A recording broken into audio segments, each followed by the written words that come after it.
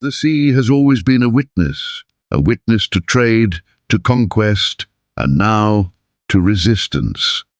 In the year 2025, a new flotilla set sail, not of warships, not of pirates, but of civilians. Doctors, activists, parliamentarians, and ordinary people from more than 40 nations, united for one purpose: to break the siege of Gaza. For over 17 years, Gaza has been under blockade, controlled by land, by air, and by sea. Israel calls it security. The world calls it suffocation.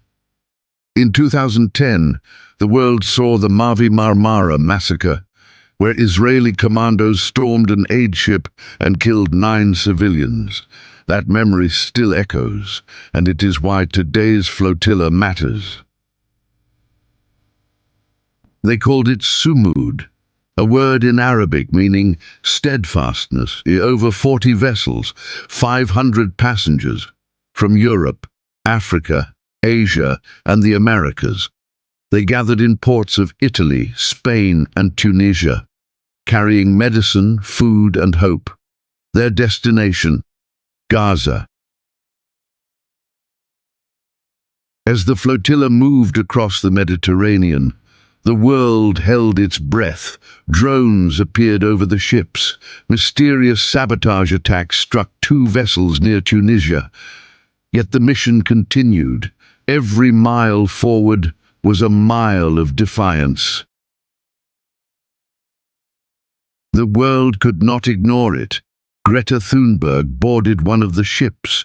Nobel laureates, lawmakers, clergy stood shoulder to shoulder with Palestinians. Italy and Spain sent naval ships to shadow the flotilla. Greece promised safe passage, and millions around the globe watched live streams, waiting to see if the blockade could be broken. But Tel Aviv had already decided this flotilla would not be allowed. Israeli naval commandos, armed and trained, intercepted boats in international waters. Activists say they were surrounded, their communication jammed, their crews threatened at gunpoint. Some were beaten, others detained. Israel insists it was legal, but international law says otherwise. On board, there was fear, and yet there was courage. People sang, people prayed, a medic whispered, "We are closer to Gaza than ever before." An old Palestinian said, "If I do not reach my land, at least my soul has touched the sea that guards it." Dozens were taken to Israeli prisons, processed, interrogated, and told they would be deported. Greta Thunberg among them. Israel called it a victory, but to the world, it was an exposure. Proof that a civilian mission with no weapons was treated as an act of war. In Europe, protests erupted. In Arab streets, flags of Palestine filled the air. Governments summoned Israeli ambassadors. Some nations expelled diplomats. Others called for sanctions. For a moment, the world was reminded that Gaza is not forgotten. Israel claimed the flotilla was funded by Hamas, that it was a political show. Organizers rejected the accusation. This is not about Hamas. This is about humanity. They released footage, testimonies, proving that the cargo was medical aid and food. The battle was not just at sea, it was also in media and in hearts.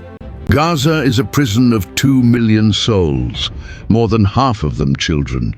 Electricity only for hours a day. Water unfit to drink. Hospitals without medicine. In Islam, to break oppression is a duty, and to deliver food to the hungry is an act of worship. The flotilla was not just politics, it was faith, it was humanity.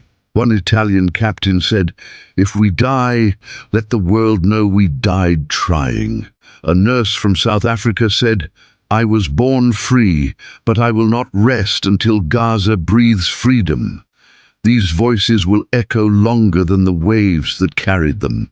The flotilla did not reach Gaza, but its journey is not a failure.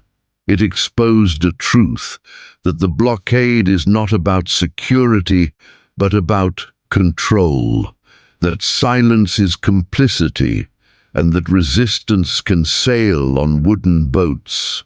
The sea remembers, the world remembers, and every ship that sails is a message to Gaza: you are not alone. The Global Sumud Flotilla has written its chapter, and the question remains: who will write the next?